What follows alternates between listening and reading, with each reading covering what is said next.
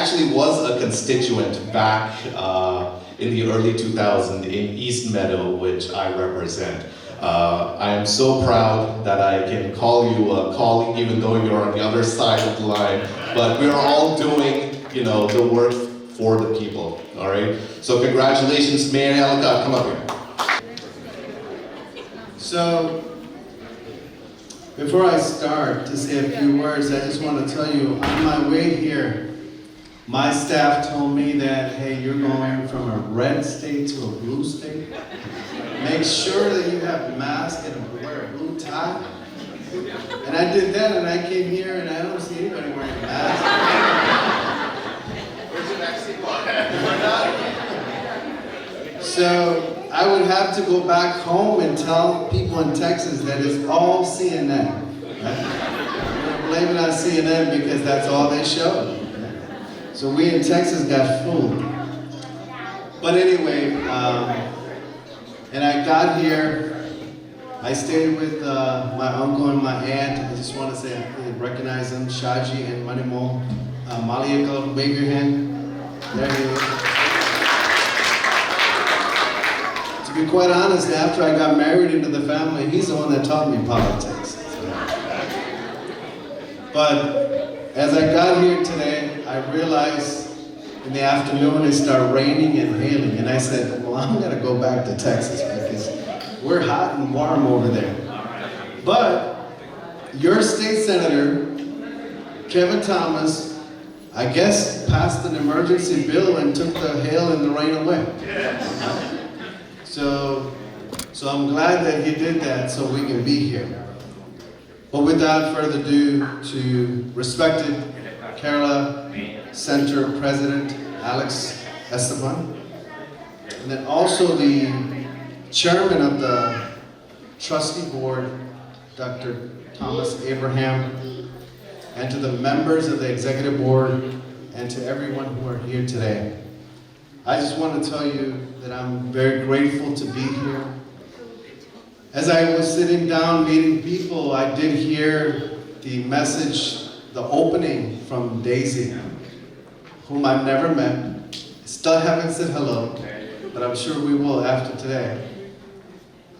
But I did see the passion as she talked about the importance of Kerala Center where we're standing here. And as some of you heard from Dr. Thomas Abraham, that where we're sitting today was a 15-foot swimming pool. So what I'm trying to tell you is, it took a dream, it took a passion to create something like this over 30-some years ago. And I was reminded that it was Mr. Stephen Elackatt who started this, so congratulations to him and his thought. Please give him a round of applause.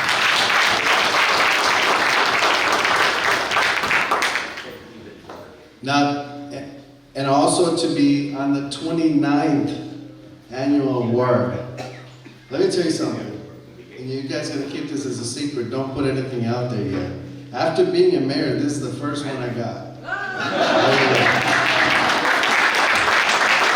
And it is the truth, right? It is absolutely true, because all we get is blame every day, right? We don't get the award, so I had to come from Texas to New York to get it. Right?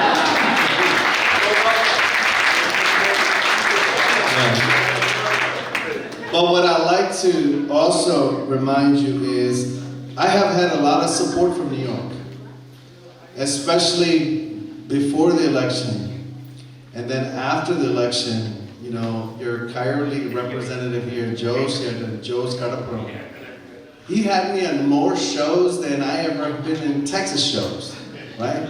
So I want to publicly thank you for that, for this. I heard many people talk about, even Daisy talk about, this is a prestigious award, and this award means a lot of inclusion and showing our community and our people what they can do in the future. You know, what you're doing here tonight, if the youngsters who are here today should take a look at this. For me, you're celebrating me and giving me an award as a mayor in 2021. But the journey for me started back in 2005, actually. In 2005, I represented the Homeowners Association, and then from there becoming a president, and then in 2006 to 9, serving on the city's Parks Board, and then in 2009, ran an election and beat the incumbent in office. I mean, I'm sure Kevin can tell you how hard that is. To beat an incumbent in office to represent District C of Missouri City. And then in 2000, after serving 6 years, I made a quick decision to walk away, which nobody does that. I decided to walk away because of my family. I have 2 daughters, and I wanted to spend some time with them because you can conquer the world and create help for everybody else, but at the end of the day, that you have to have the time to spend that time. So I did the unthinkable, which in politics a lot of people does not do, which is I walked away. And I'm sure the most happiest person was my wife, because she had honey-do list for me, right? You can imagine that. But in 2020, last year, there was a need, and I was met with several people, the former mayors as well, to come back and make a run, which I felt very appreciated, because things like that doesn't happen from former mayors, and so unless you have done something good. So for me in 2020 to come back, and the odds were against me. Come on guys, let's face it, pandemic, Trump, and then you have the issue of masks. Then you have the BLM movement. So I'm the guy that's sticking out like a sore thumb, right? But what we did was we went out there, and I tell you tonight how I won this election, because during the regular election on November 3rd last year, the city mayor was leading by 6,000 some votes. And I know Joe Sheridan knows this. If we had 3 people, and it forced into a runoff. And I'm proud to say this, how I won is with the help of our own Malayali community. Give yourself a round of applause.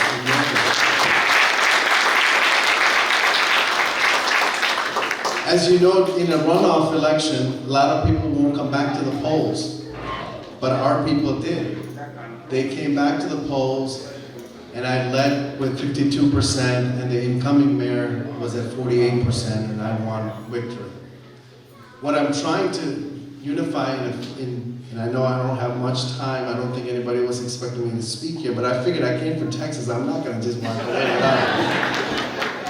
without. So it was a perception, it's our people, our community, Malayalis in general, and North Indian community came out very strong to support and to help. So you're grateful to have Kevin Thomas as your New York State Senator. And I've heard of stories that how the Malayali community and in the community of Indians in general came out for him. And it's the same thing that happened for me. So while I stand here today and tell you about the success stories, my takeaway, and I will leave it with the youngsters in this room tonight. You have to dream. You can't just dream, you have to work. As our former president of India, Dr. Abdul Kalam once said, dreams are not what you have when you sleep. True dreams are the ones that don't let you sleep. And he also said that when you have a dream once, then it's a dream. When you have a dream twice, it's a desire.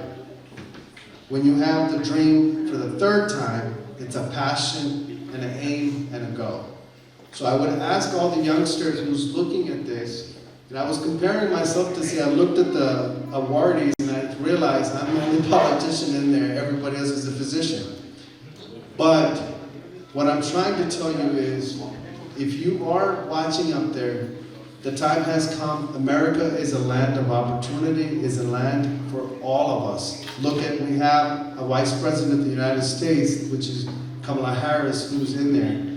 Because of that, I looked at it as if Kamala could do it, Kevin could do it, I can do it, you can do it. Thank you so much, and God bless you.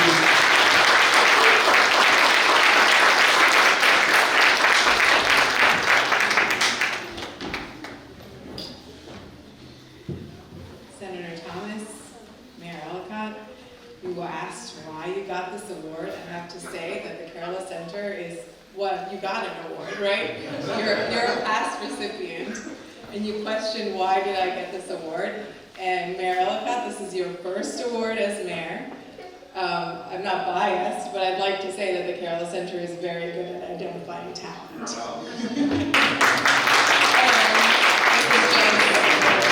One of many. And you're right, it does take a vision.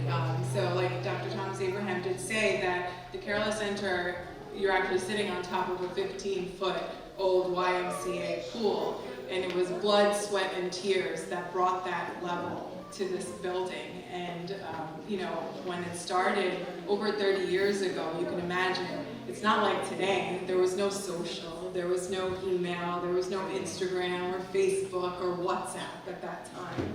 It required a group of people to have a vision and dedication to actually leave their families at night and go door to door, call that Malayali family that they know and say, like, this is my idea, can you please give some money so we can make this come true? So when you think about that, that really makes me so proud. Yes, my father is Mr. E.M. Stephen, and he did have an idea in his head, and he was able to bring this to what it is today without the luxuries that we have today to reach all the people so easily and spread your word. So what I tell you from that is, yes, I was part of those, I was one of those families where my dad left because he was so dedicated to his vision. But what I took away from that was, with dedication and with some passion, despite the failures that you will see, which you can't avoid, if you learn from it and you keep going, you have the ability to bring your whole community together. And that is an incredible thing. So don't ever forget the power that you have within you. So take today and these people and these achievements that you see and pay it forward. And next year, when you have someone that you think is deserving of the award, please nominate, because there is nothing more that we would do than like to recognize your children and all of those achievements that they've achieved, because there are a ton of Malayalis out there who have been pushed by their parents, like I was, and like all of you, and they have gone on to achieve wonderful things, and we'd love to recognize them. So please make sure you send in your nominations.